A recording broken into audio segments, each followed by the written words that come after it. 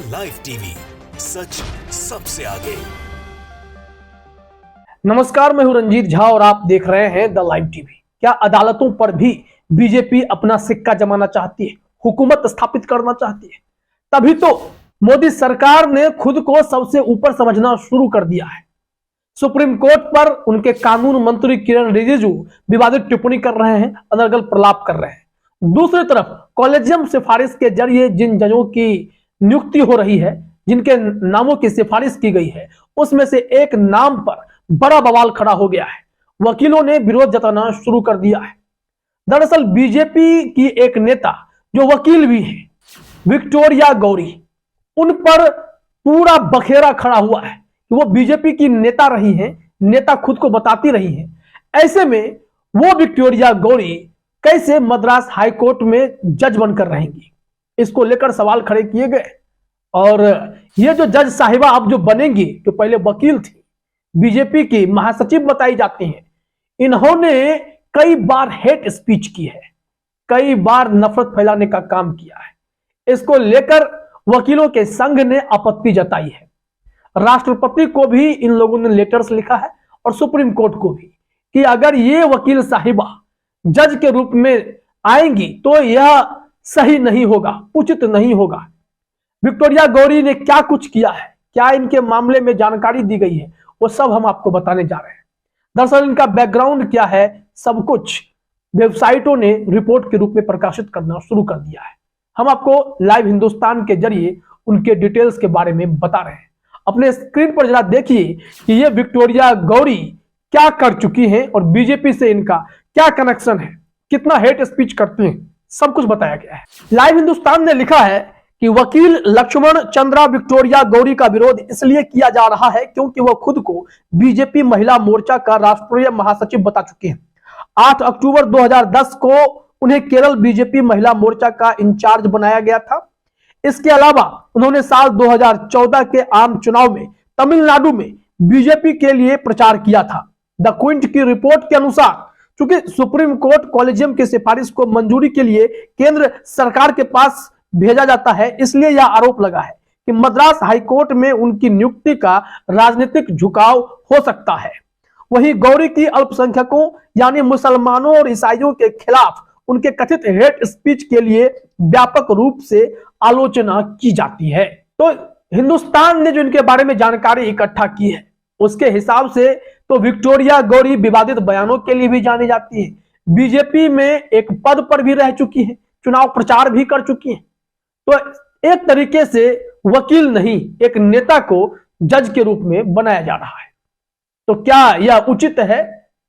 अब आप देखिए कि न्याय के मंदिर पर ही लोग बीजेपी वाले सवाल खड़े कर रहे हैं और बीजेपी का ही कोई व्यक्ति, कोई नेता अब जज बनने जाएगा तो लोग विरोध तो जताएंगे। इन्होंने जो विवादित टिप्पणी की है वो क्या कुछ इनके बारे में जानकारी दी गई है, जरा देखिए। विक्टोरिया गौरी पर कई विवादित बयान देने के आरोप हैं।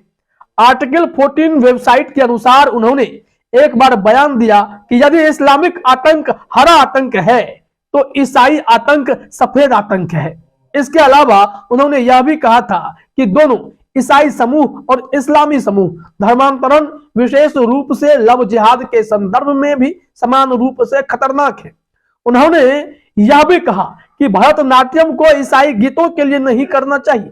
भगवान नटराज के आसन की तुलना ईसा मसीह के नाम से कैसे की जा सकती है? यह सब बयान उनके साल 2012 से लेकर 2018 के बीच दिए गए, जिस पर काफी विवाद भी हुआ है।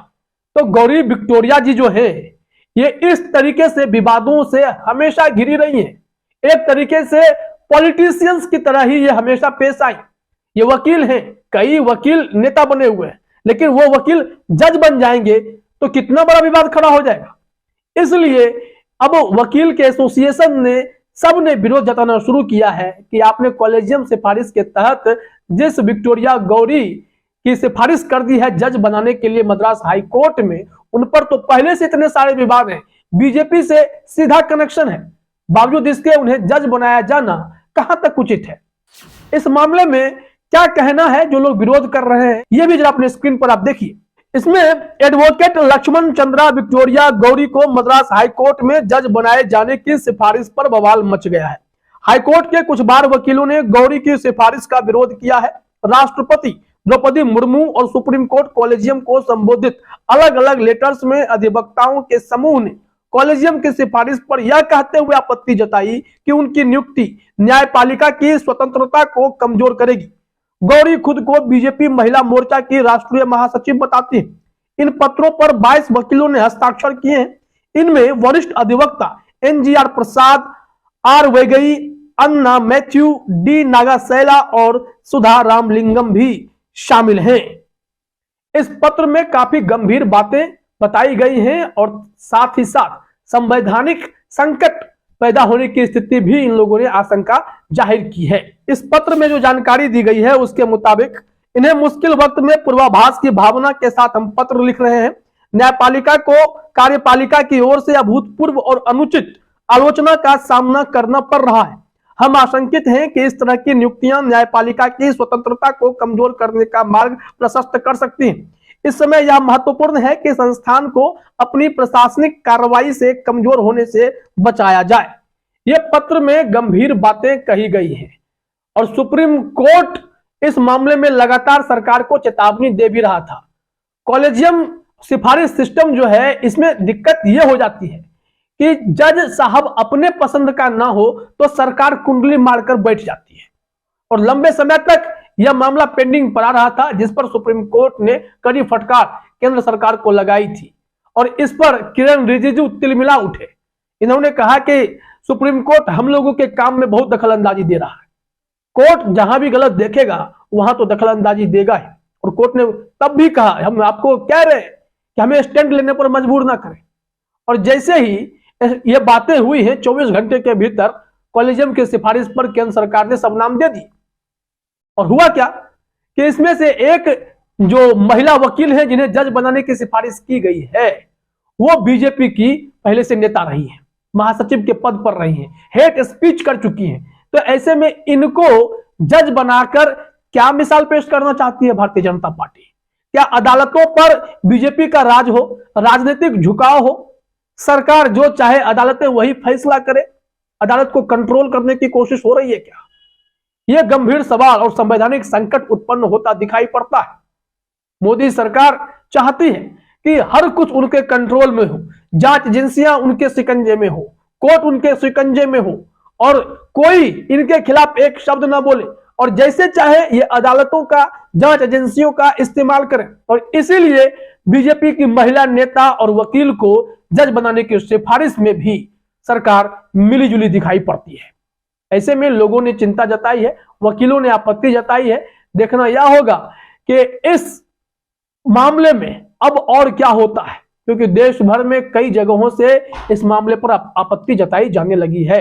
इनका विरोध हो रहा है, भारी विरोध, लेकिन सरकार सुनेगी तब तो। सरकार को अपना आदमी चाहिए शायद कोर्ट में भी।